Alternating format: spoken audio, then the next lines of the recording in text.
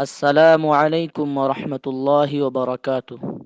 ناظرین کرام، میں آپ لوگوں کو چند کلمات بتانے جا رہا ہوں۔ رضائے الہی حاصل کرنے کا نبوی نسخہ 3 مرتبہ پڑھیں۔ رضیت باللہ ربا وبالاسلام دینا وبمحمد صلی اللہ علیہ وسلم نبیا۔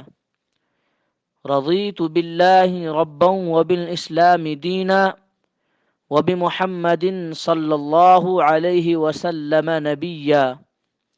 رضیت باللہ ربا وبالاسلام دینا وبمحمد صلی اللہ علیہ وسلم نبیا، جس کا ترجمہ ہے: میں اللہ کے رب ہونے اور اسلام کے دین ہونے اور محمد صلی اللہ علیہ وسلم کے نبی ہونے پر خوش ہوں۔